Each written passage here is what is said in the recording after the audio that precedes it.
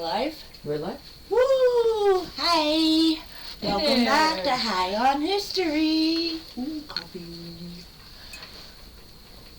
So, I'm Jordan. And I'm Liz. we have been discussing over the last week women's suffrage. Yeah. It's a big thing in the media. It's a big thing in our lives. And Being women and all. and I had no idea who Susan B. Anthony was. I actually had her confused with Betsy Ross. So I obviously made some dumb comment. I don't even remember what I made, but obviously confusing the two. And that started the whole rabbit hole of who Susan B. Anthony was and like all of women's suffrage movement. So first and foremost, let's start out in the year 1820. On February 15th is when she was born in Adams, Massachusetts. Her parents were abolitionists. They were women's rights activists.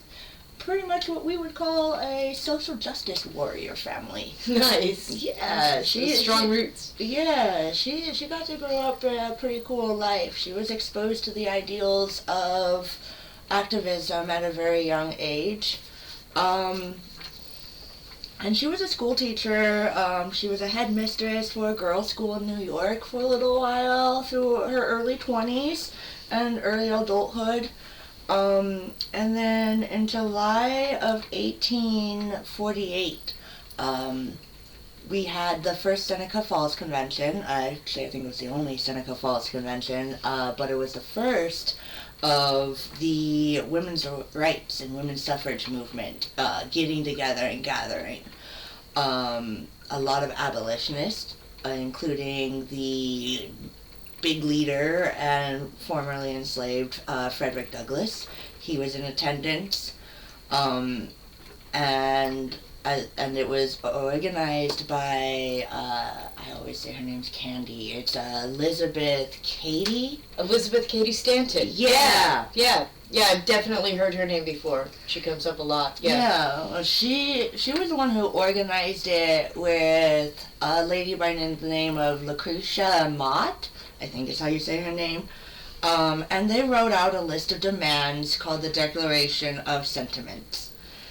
Okay. Now, that was roughly based on the Declaration of Independence, right? Yeah, strongly based off the Declaration of Independence. Okay. Yeah, pretty much. And that was the Declaration of Sentiments, right? Yeah, the Declaration of Sentiments. And it pretty much demanded better education for women. We were limited to, Sunday school. And if any education, it was really refined. It was really, our education back then was not a priority for women. So we demanded better education, professional opportunities, which I'm sure you will touch on next week. Yeah. Which I look forward to hearing about the bread and roses. I'm really interested in that. Yeah. That's a great story too. There is also a demand for women to be able to control property, and that includes being able to control our own bodies. Right. That includes being able to control our purses, and as well as voting rights, which even today our voting rights are being threatened. Frederick Douglass, I don't know why I keep trying to add an S to Frederick. There's no S. Anyways, he had observed while he was at Seneca Falls Convention the intelligence, the organization that women had.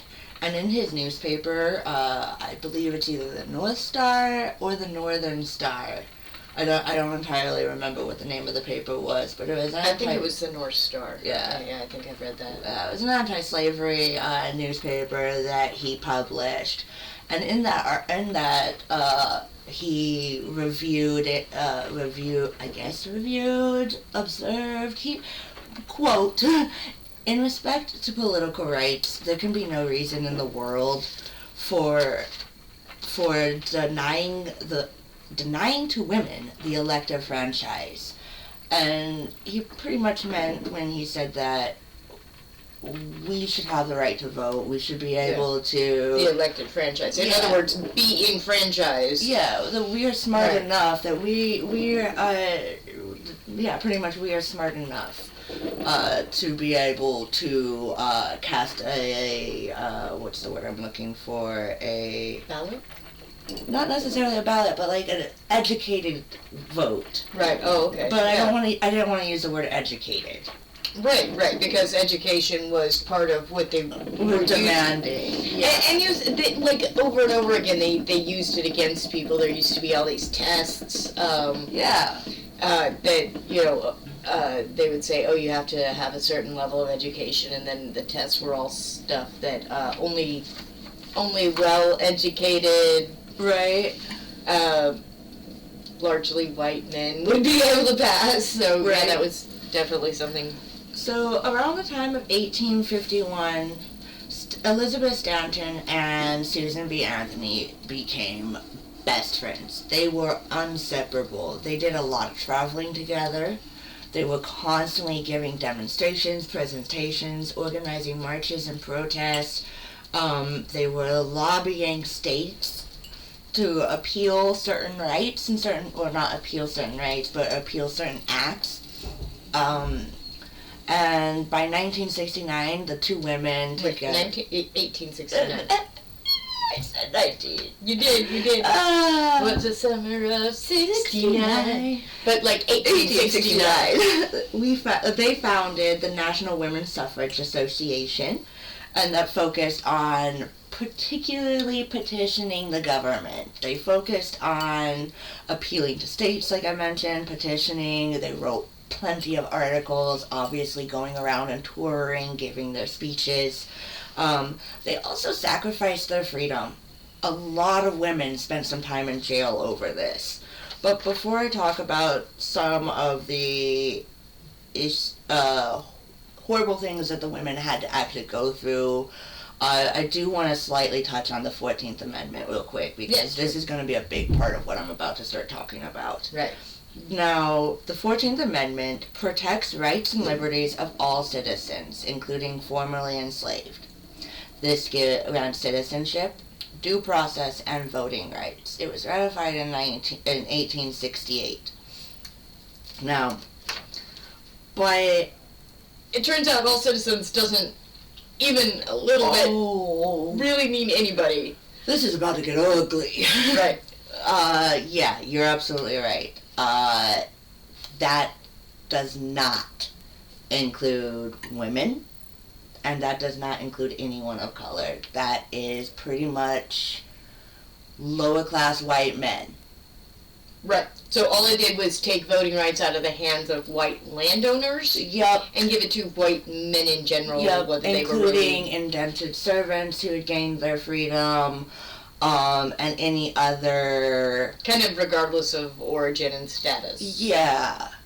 So... But it didn't include women at all. No women, and certainly not black people at this point. Absolutely not at this point. Right. So...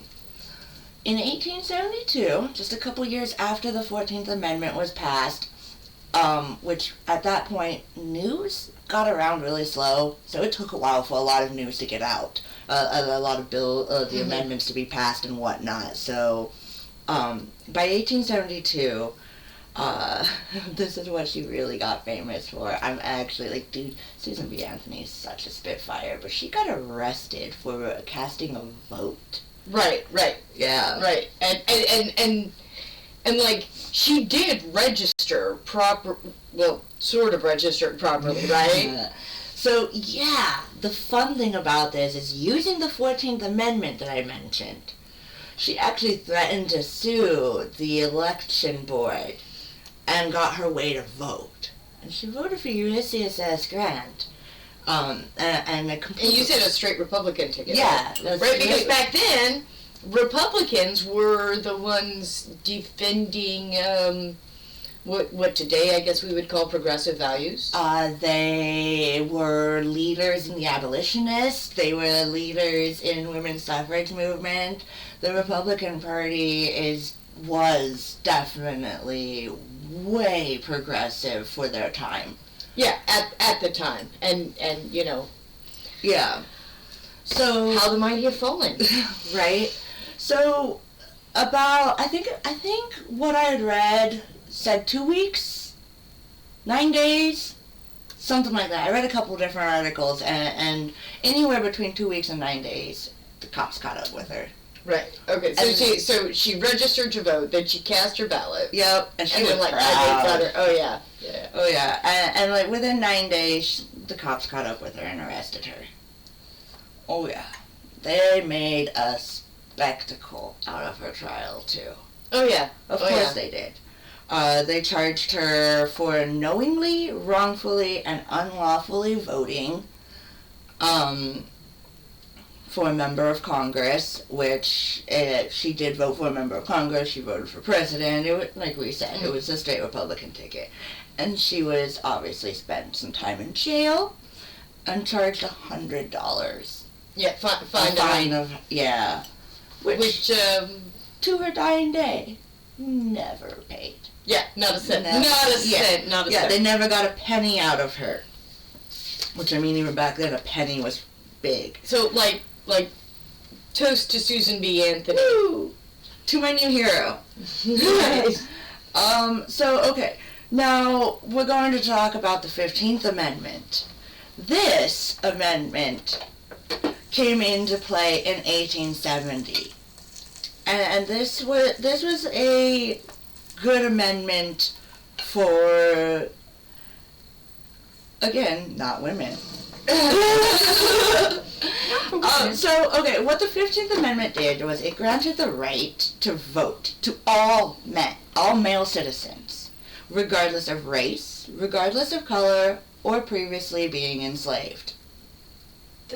It doesn't include Native Americans, though, does it? No, this only includes black men. Right. So, again... Mm-hmm. Yeah, I love how repeatedly these amendments keep saying all citizens, but at no point have they so far meant all citizens. Now, the 15th Amendment does specify all male citizens, regardless of race, color, or previously enslaved. So I assume, I'm probably interpreting this wrong, but I would assume that it would include all men of color, regardless of their... Native Americans weren't citizens, so it wouldn't... And there was some citizenship, I'd have to fact check myself, but yeah. Of course there was the Anti-Chinese Immigration Act, and I believe that was right around that same time, so... there might have been some other exemptions too, but basically this is supposed to include black men. Yes. And this gives them the right to property, this gives them the right to vote, the right to citizenship, due process. That was the other one I was looking for. Which just messes the movement right up, right? Oh yeah. It caused a big divide in the movement. Because up until this point, the abolitionist movement and the women's suffrage movement were hand in hand. Right. Pretty much you couldn't talk about one without talking about the other. Right. And... So basic divide and conquer. Yeah, basic divide and conquer. And unfortunately, there was several big splits in the women's suffrage movement. The abolitionist movement did continue to support the women's suffrage movement. Right. Regardless. They got their rights. They're going to continue to fight for ours because we've been there for them the whole time. Right. So, when word finally traveled far wide enough that in 1870 the 15th Amendment had passed, at that point there had been two splits from the suffrage movement. There was Susan B. Anthony had split off with Stanton, forming their own party, and then another split from Stanton and Anthony's party was the National Women's Party, which was a little more militant. But Susan B. Anthony in 1978 had penned the first attempt of the 19th Amendment. And that petition included signatures from pretty much the entire Frederick Douglass immediate family. His son-in-law's name was on it, his daughter's name, his name. That's beautiful. So there was still a lot of unity in the movement, even though there was a lot of outrage. Sure. And rightfully so. Even 100 years later, I'm still offended hearing this. I'm outraged to know that the 14th Amendment didn't cover all citizens. We still had to fight for 15th and the 19th and then Amendment. The 19th, right. And then the 19th Amendment still didn't cover everybody. Right. Yeah. Because specifically, black women were left out of the 19th Amendment. Right? Yeah. Yeah. Specifically, they were left out of the 19th Amendment. So, more divide and conquer. Right. Tale as old as time. So, excuse me, my back hurts. Let's see. Let's see, we were talking about, okay. I'm gonna interrupt a little bit here, to kind of, because I think this is a great spot to put this. Do you know why women carry a purse now? I do a little bit because we did talk about this. Yeah. But you got to tell this story because the way. Yeah. And for me personally, I don't think it's gonna change my overall style, and but I get it. So yeah, go ahead and explain it. So the purse has become a symbol of the emancipation of women. And when I found that out, I was always anti-purse. I women always have to carry a purse. Right. To me, it was a symbol of, I don't know. It was burden. It was chore. It was task. Women have to make sure carry everything. All the stuff for the kids. All that we have to keep track of everything. So it's part of our. But back then, back 100 years ago, a woman didn't carry a purse. Not in any sense. Because she didn't have the right to her own goddamn money. Sorry, I shouldn't have cussed. Pardon me. Pardon my French. But anyways, a woman didn't have right to her own property. And Susan B. Anthony wrote, "Women must have a purse of her own, and how can this be so long as a wife is denied her right to her individual or joint earnings?" Reflections like these cause me to see and to really feel that there's no true freedom for women without possession of all their property, of all their property rights. And this demand must be made by petitions to legislator. That word is always a tongue twister for me. Legislator. To legislature. Yeah, legislator. Like I said, I don't like saying that word. That word is always wonky with me. But, so then the purse here, representing holding their own purse strings, becomes, at least for a time, a literal symbol of our freedom. Our ability to own our own property. To be able to be my money, my choice. To even own property.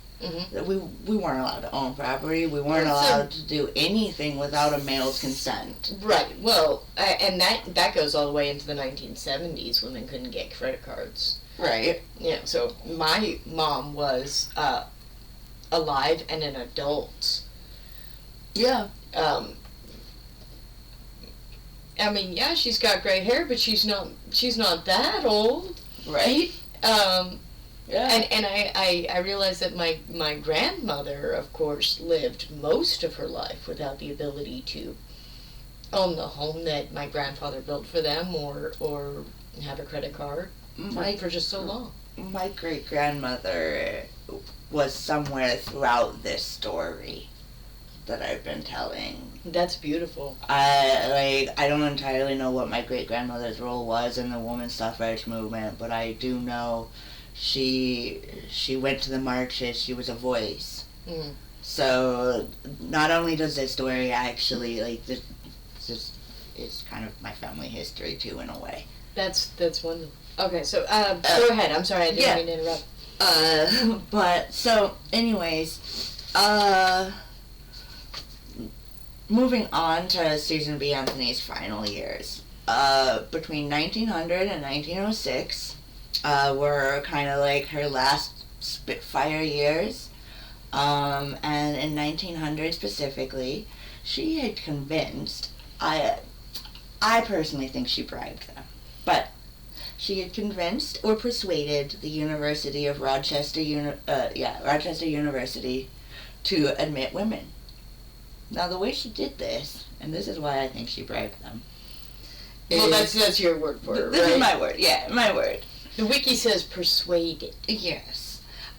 She raised $50,000 to donate to that school, if they would accept women.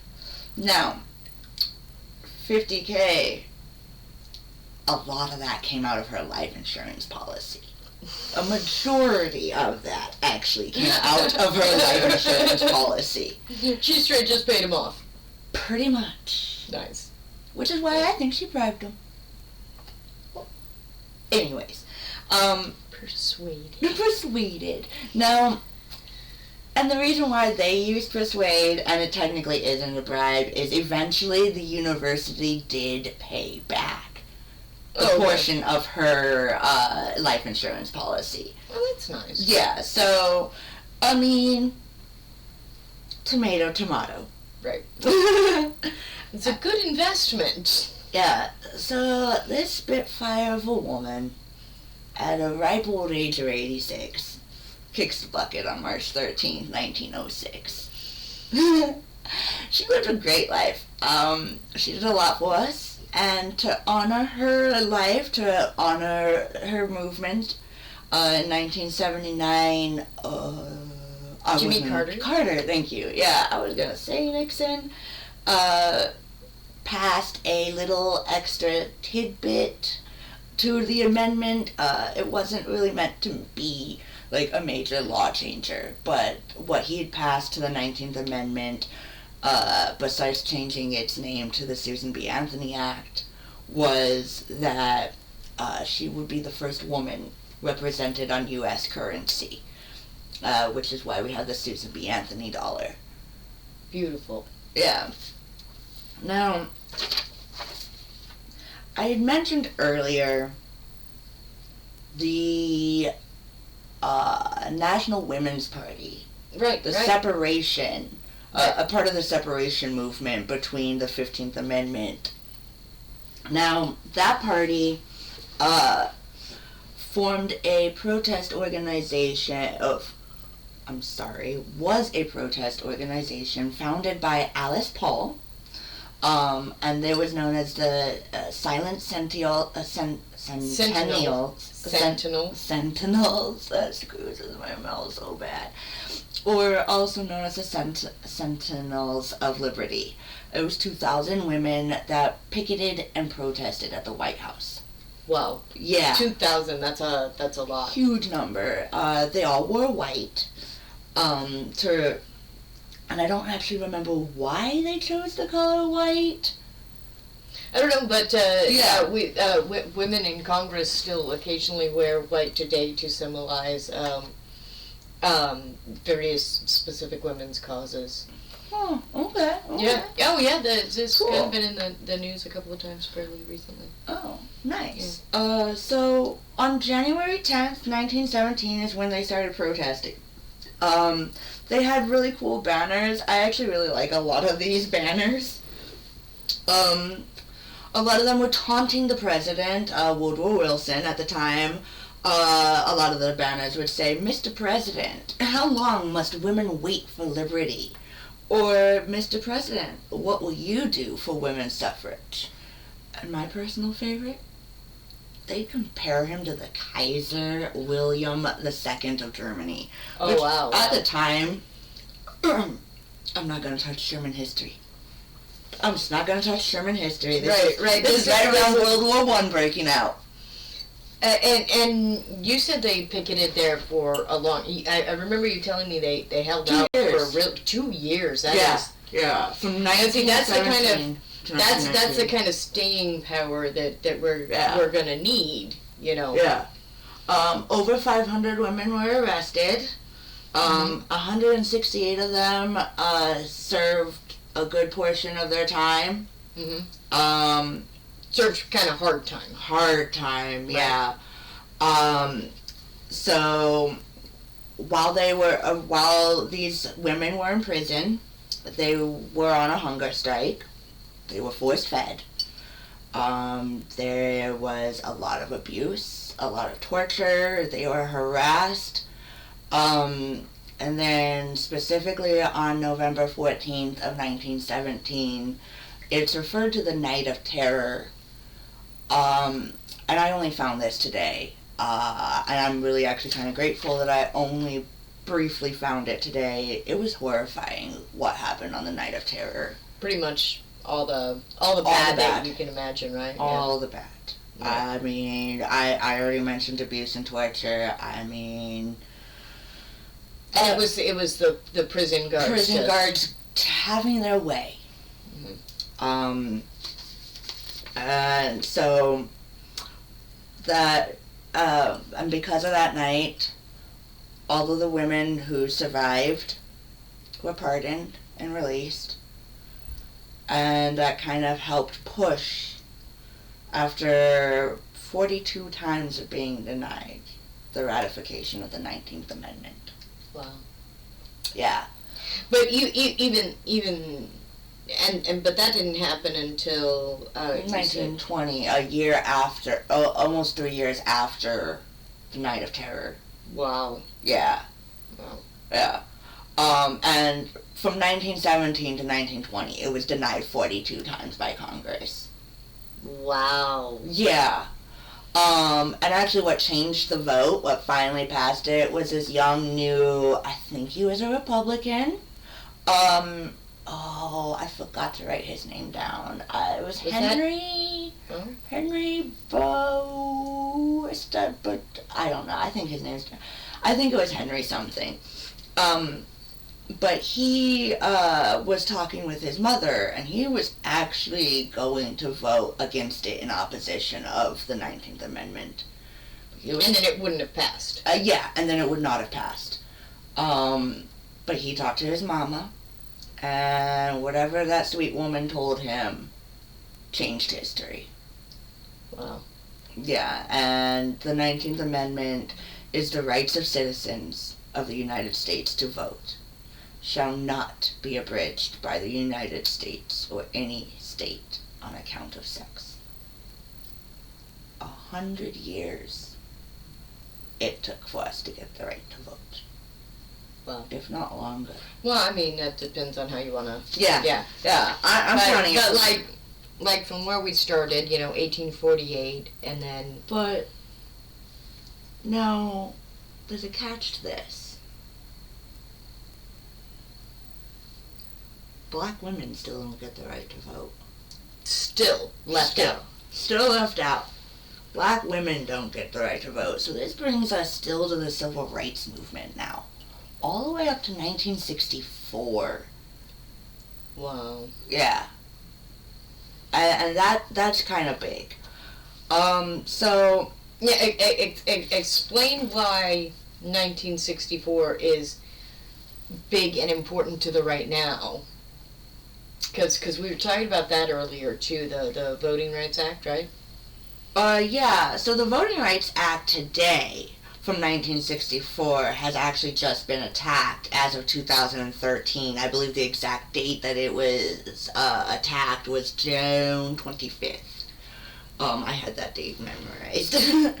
But anyways, pretty much the Voting Rights Act of 1964 grants all people of color due process, the right to vote, property ownership, right to education, pretty much everything the 14th, 15th, and 19th Amendment somehow failed to do. Yeah, everything they failed to do got kind of dogpiled in an act.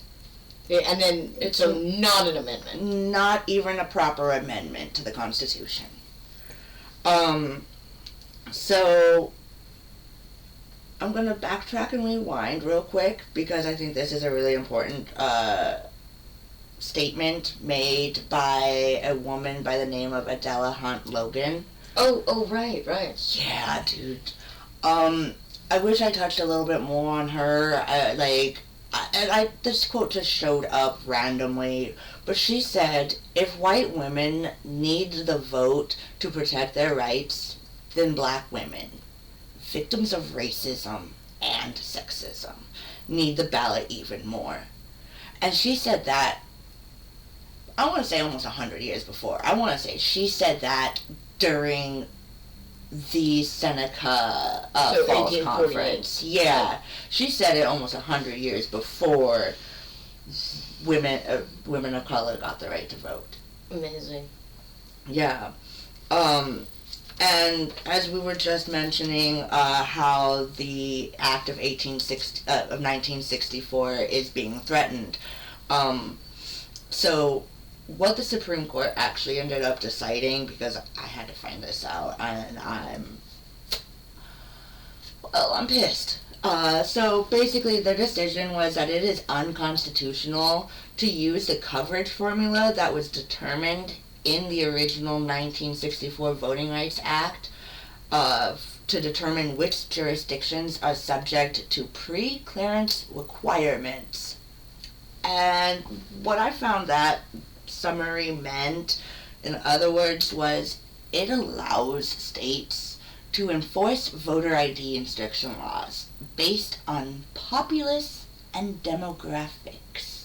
In other words, they can target areas that are mainly populated by people of color or Democratic voters or something like that, or like poverty or something. That is exactly what that means. Oh, wow. And I mean, I know you and I follow the news, and that's what they're raving about. Like, every time they're talking about moving the voter demographics, they're talking about violating our rights to vote. Right. They're legit. Right.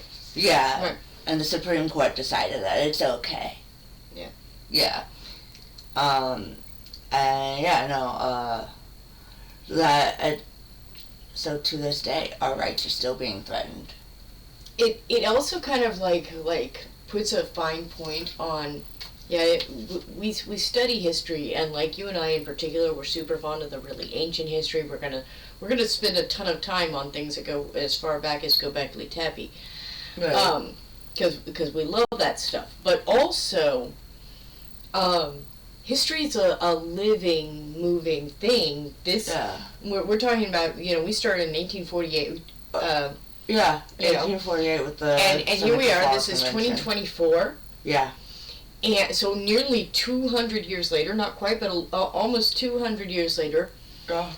And the names have changed, the fight remains more or less the same. Yeah. This enfranchisement, trying to make sure that people are enfranchised properly. Yeah. So we're always a part of that story. We are the history. Yeah. And I think that's a kind of an important point to make. Anyway, go right ahead. Yeah. And then, I mean, I forgot to add this back in the timeline, but a fun little fact: in 1917, when New York decided to pass women's suffrage rights, there was a bunch of states that passed it. Wyoming was the first state. ever to actually pass women's rights, granting them and basic rights. What year was that? And that was 1869. Oh, not bad. Okay. Yeah, so the first state giving any women the right to property, the right to holding her own purse, that was granted in Wyoming in 1869. But it was specifically New York in 1917 during Woodrow Wilson's presidency. Out of everything that happened, the Silent Sentinels, the Night of Terror, 100 years of protesting. None of that moved him. None of that moved him. It took New York giving women due process, a little bit of owning property. Oh, you want to go work at the factories? Guess what? We're on the bridge of World War One. Sure, here you go. Here's some rights. That's what it took. Wow. And at this point, too, they were going to need women, and there'd been... Yeah. So next week we're going to get into some other history and how labor strikes also, of course, played into this. How women, immigrant women in particular, also really helped to shape some of this story. But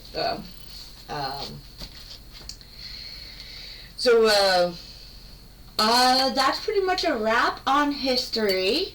At least for Susan B. Anthony and what I learned about the women's suffrage movement. I found a new hero, that's for sure. Right.